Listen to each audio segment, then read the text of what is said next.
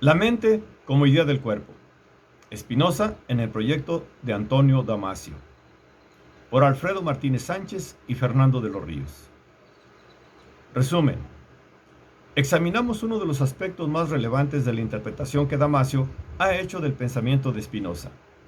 La mente como idea del cuerpo, que converge con un interés fundamental del neurólogo. La función de las representaciones cerebrales del cuerpo según un paradigma que pretende reformular el problema mente-cerebro. El encuentro entre ambos autores se comprende además por la afinidad de sus respectivas concepciones antropológicas. Como ocurrió en el libro que suscitó la atención de un gran número de lectores ajenos a la neurología, El error de Descartes, volvemos a encontrar en el título de la última obra de Damasio, En busca de Spinoza, a un filósofo.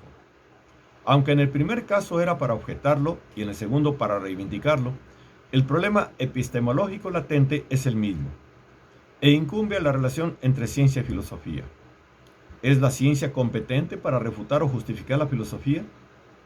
Planteada en estos términos generales, la respuesta ha de ser negativa, pero si nos limitamos a determinadas tesis filosóficas, al menos hay que aceptar la controversia, comenzando quizás con la discusión sobre si tales tesis son específicamente o realmente filosóficas.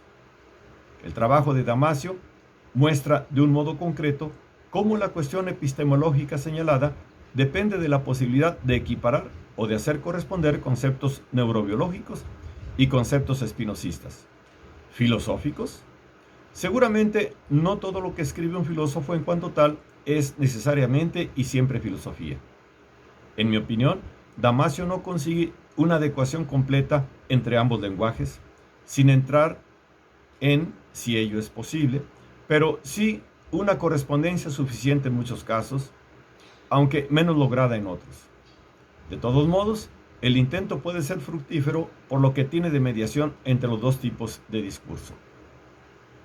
Por otro lado, el propio Damasio nos ha facilitado la ocasión de juzgar filosóficamente su obra y en particular sus hallazgos neurobiológicos al medirse con Spinoza.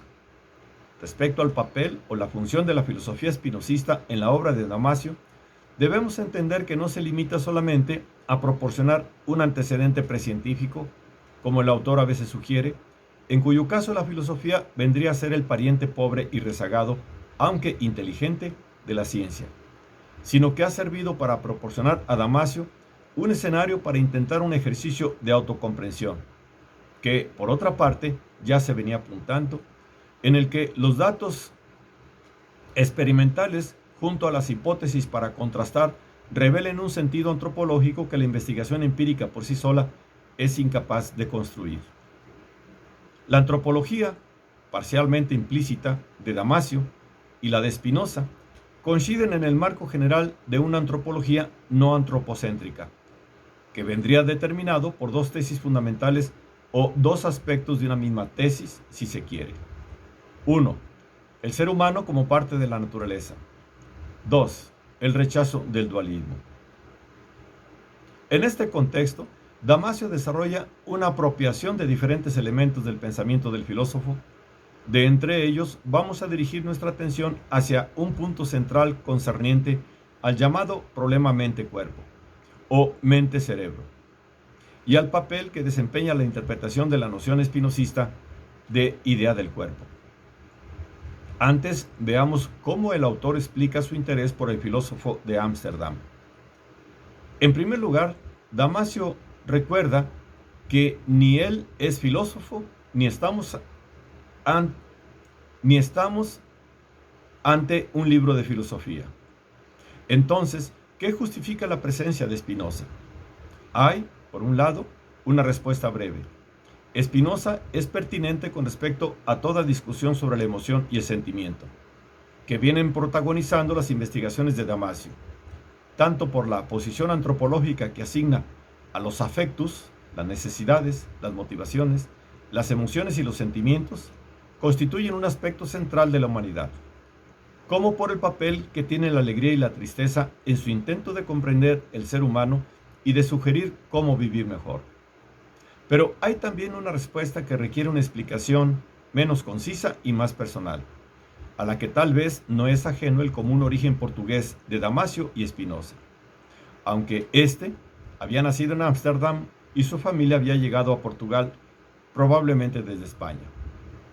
El autor se había sentido atraído por la filosofía de Spinoza desde su adolescencia, pero fue solo recientemente cuando, al tratar de verificar una cita, comenzó a descubrir lo familiar que le resultaba y su particular relación con las investigaciones que venía desarrollando.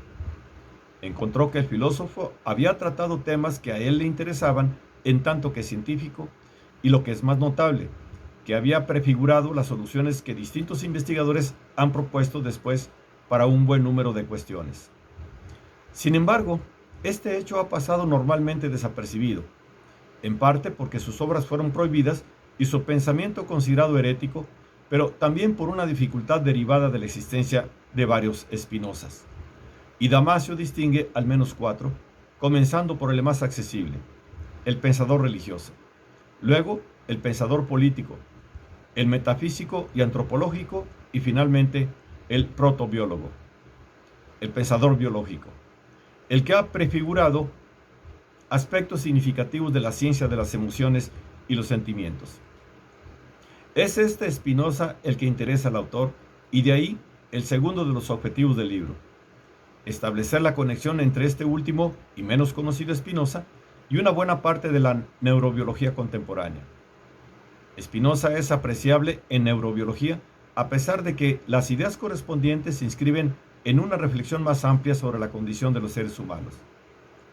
Según Damasio, su primera preocupación fue la relación de los seres humanos con la naturaleza. Intentó elucidar esta relación y obtener de ello principios útiles para la vida real. Centrándonos en el problema mente-cuerpo, hay que señalar, por un lado, su relevancia en buena parte de la investigación de Damasio sobre las emociones y los sentimientos, y por otro, la especial presencia que tiene en el pensamiento de Spinoza. A este respecto puntualiza el autor: puede que el filósofo atisbara parte de la solución, una posibilidad que, correcta o incorrectamente, afianzó mis propias convicciones sobre el tema. El problema mente-cuerpo solo ha entrado en el programa de la investigación científica recientemente, en gran medida como parte del estudio de la conciencia. Hoy sabemos, de una manera bastante precisa, que los fenómenos mentales dependen íntimamente del funcionamiento del cerebro, lo que ha llevado a plantear el problema en términos de relación mente-cerebro, pero esta focalización sobre el cerebro y los nuevos conocimientos no han sido suficientes para resolver el problema. Sin embargo, al menos uno de los obstáculos con los que se encuentra puede ser superado mediante un cambio de perspectiva.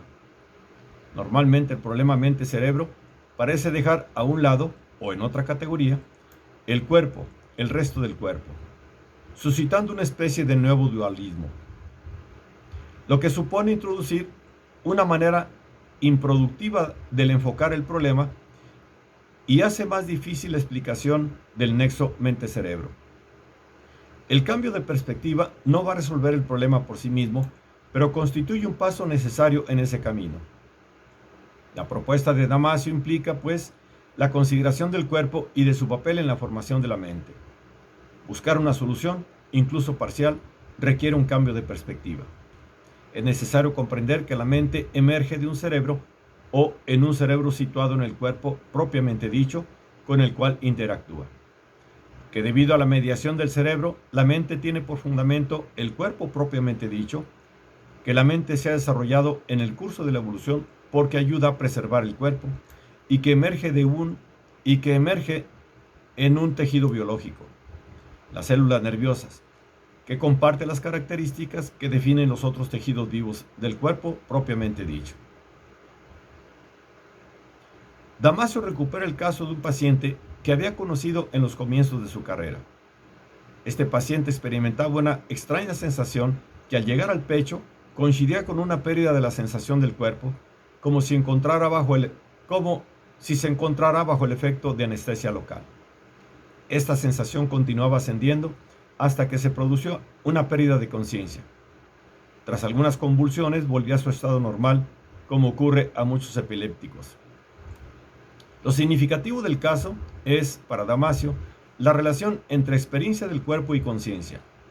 La posibilidad de que la interrupción de la conciencia tuviera su origen en la interrupción del proceso de cartografiado del cuerpo, en términos de Spinoza, podríamos decir, como veremos después, algo así como que la ausencia de la idea del cuerpo implicaría ausencia de alma, mens. La hipótesis cobra fuerza cuando, años después, el autor atiende a un paciente con asmatognosia, que experimentaba una pérdida de la sensación del cuerpo en gran parte de este, sin por ello perder la conciencia, aunque su estado mental no era completamente normal. La clave estaba en que la pérdida de sensación no afectaba a las vísceras, en particular al pulso. Esto parecía sugerir que la representación cerebral del interior del organismo, cartografiado, tenía especial valor como fundamento de la mente. Los estudios sobre la emoción y el sentimiento han orientado y determinado estas conjeturas integrándolas en una teoría sobre el ser humano como organismo, de la que aquí solo vamos a destacar la importancia de lo que Damasio llama imágenes, un concepto que sin duda requerirá de una más elaborada y precisa formulación. Retengamos por ahora las siguientes hipótesis.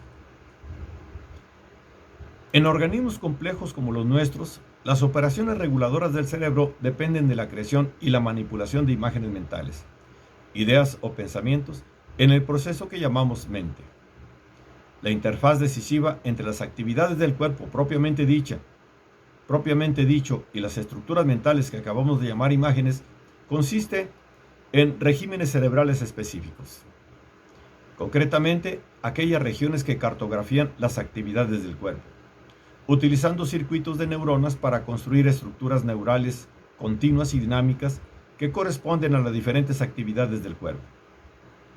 El cartografiado no es necesariamente un proceso pasivo, no solo porque el cerebro puede actuar sobre el estado corporal que está siendo cartografiado, sino también por la acción directa en estas estructuras de otras regiones del cerebro y por la propia naturaleza de las estructuras neuronales.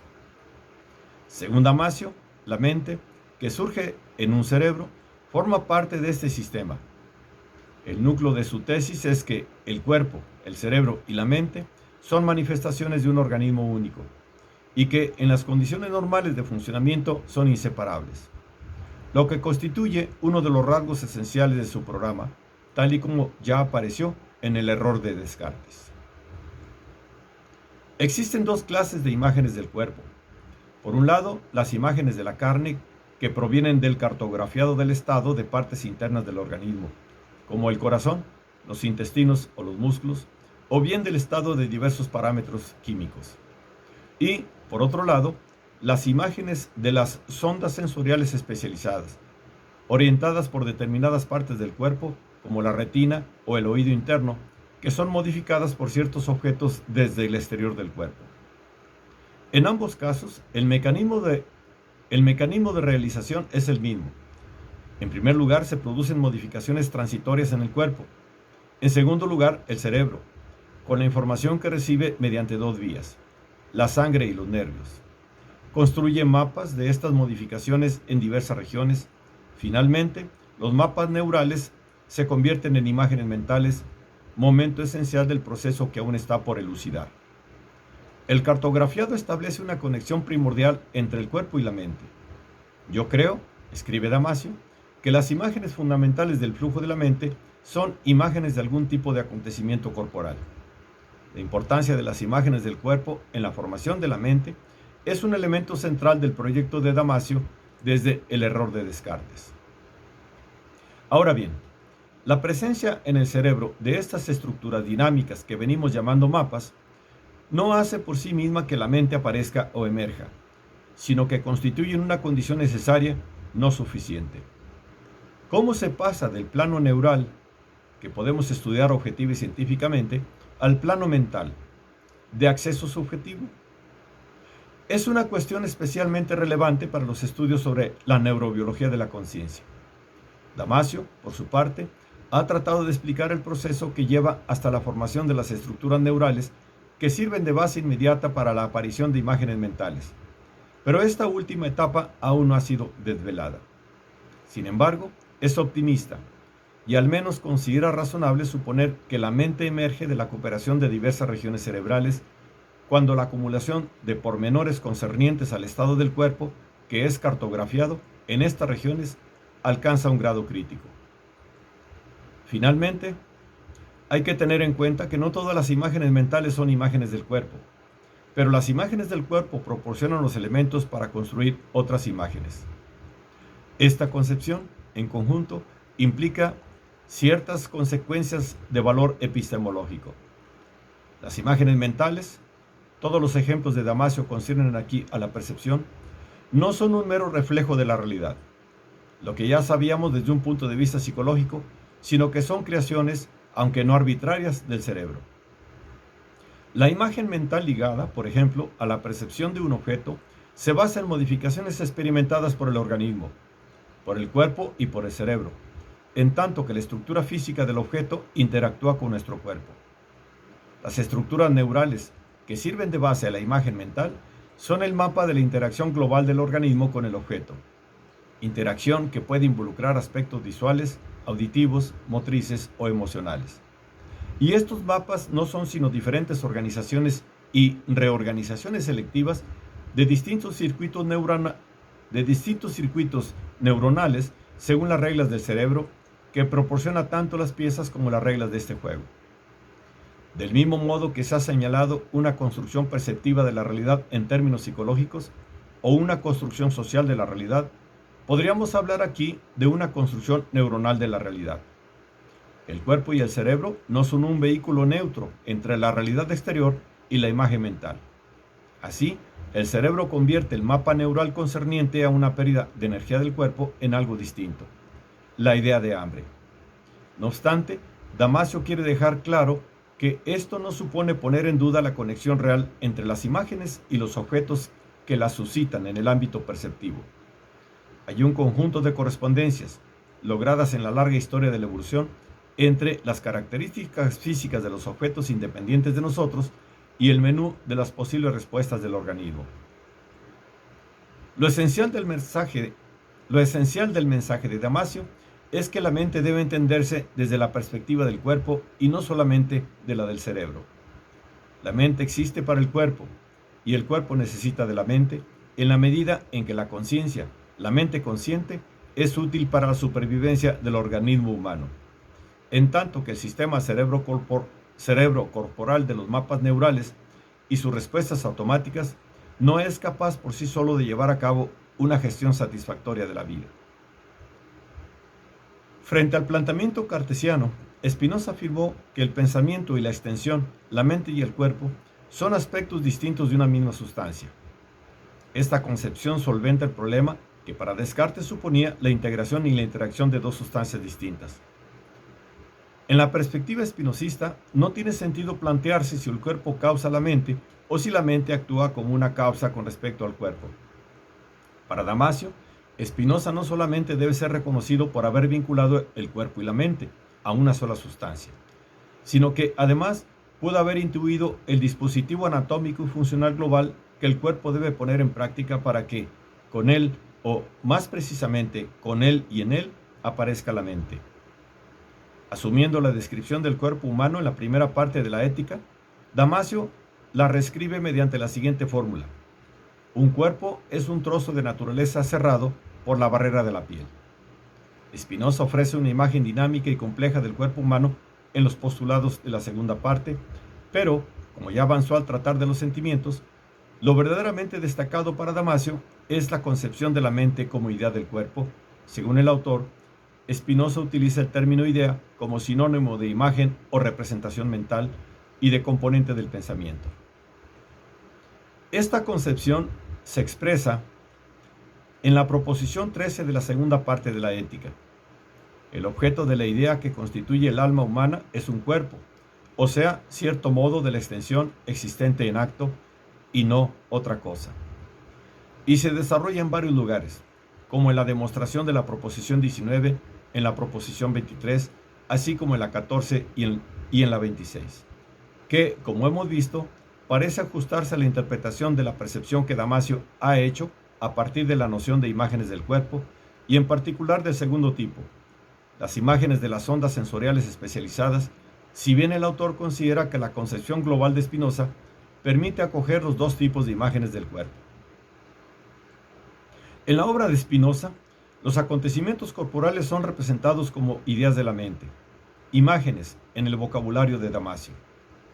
Estas correspondencias representacionales van en una sola dirección, del cuerpo al espíritu o a la mente, guardando una cierta proporción entre ideas y modificaciones corporales, que según el neurobiólogo podría contener la noción de cartografiado que venimos manejando.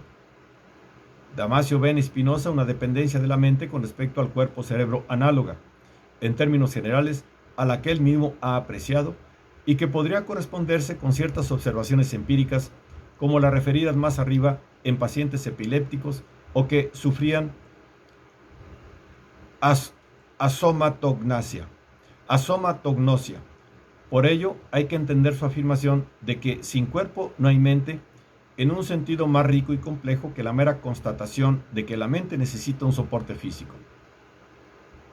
Damasio propone completar las intuiciones de Spinoza con ayuda de los conocimientos neurobiológicos que no podía tener a su alcance, así como, en cierta medida, corroborar algunos principios de su filosofía a partir de argumentos científicos. La primera tarea corresponde a la convicción de que, en la segunda parte de la ética, Spinoza había tenido la intuición de una solución al problema mente-cuerpo, aunque no podía precisarla. Por otro lado, en la primera parte de esa obra, el filósofo había abordado la cuestión del pensamiento-mente y la extensión cuerpo, de un modo general. Esta doble perspectiva, la de la metafísica general y la ontología local, antropológica, explicaría, según Damasio, cierta dificultad entre la tensión latente y el conflicto declarado, que hallamos en el texto de Spinoza, y que el autor señala de forma clara y precisa. La igualdad mente-cuerpo solo actúa completamente en el análisis general, pero cuando la cuestión se afronta de un modo particular en el ser humano, esta igualdad se quiebra en un punto, aunque no en otros. Y resulta que las operaciones descritas toman una dirección determinada de la mente al cuerpo o del cuerpo a la mente. Este es el caso cuando percibimos, pero particularmente cuando se describe el mecanismo de representación de los acontecimientos corporales en la mente. Spinoza no duda, escribe Damasio, en privilegiar el cuerpo o la mente según las circunstancias. Y en la mayor parte de los fragmentos de la ética que acabamos de mencionar, es el cuerpo el que ocupa la posición dominante. Si bien en la proposición 22, donde encontramos la noción de idea de la idea del cuerpo, el factor privilegiado es la mente. En esta proposición se dice que a partir de la idea del cuerpo es posible formar otras ideas que ya no son directamente del cuerpo. Damasio aprecia acertadamente que para Spinoza, mente y cuerpo son procesos paralelos y mutuamente correlacionados, que se imitan el uno al otro en cada encrucijada como dos caras de la misma moneda. Pero va más allá al observar que en lo más profundo de estos fenómenos paralelos existe un mecanismo para representar los acontecimientos corporales de la mente y finalmente sostiene la existencia de una asimetría entre mente y cuerpo, a pesar de que mente y cuerpo se encuentran en igualdad de condiciones en la medida en que son manifiestas al receptor. Existe una asimetría en el mecanismo que subyace a estos fenómenos. Por tanto, según Damasio, Spinoza sugirió que el cuerpo conforma los contenidos de la mente más que la mente los del cuerpo. Incluso si, en gran medida, los procesos mentales se reflejan en los procesos corporales. Este problema resulta decisivo para la interpretación de Damasio, que concibe la relación mente-cerebro según la dependencia que hemos examinado y que, en ocasiones, tiende a expresar en términos causales, aún reconociendo que en sentido estricto no cabe hablar de causalidad. En última instancia, la apropiación de Spinoza, efectuada por Damasio, en lo que aquí nos concierne, no podría justificarse a menos que se aceptara la asimetría descrita por el autor de El error de Descartes, que contrasta con versiones más ortodoxas que subrayan: la causa de un pensamiento es siempre un pensamiento, y la causa de un movimiento del cuerpo es siempre un movimiento del cuerpo. Y por tanto, solo las ideas pueden producir ideas y solo los movimientos físicos pueden producir movimientos. El problema de la asimetría en el paralelismo monista de Spinoza, tal y como es descrito por Damasio, se reproduce en la concepción del neurólogo reformulado en términos científicos contemporáneos. Los obstáculos se manifiestan en el hecho de que Damasio parece no haber encontrado una forma satisfactoria de explicar la asimetría en un lenguaje capaz de evitar ciertas connotaciones interaccionistas. Por tanto, la elucidación de estas dificultades será necesaria para comprender la identidad mente-cerebro.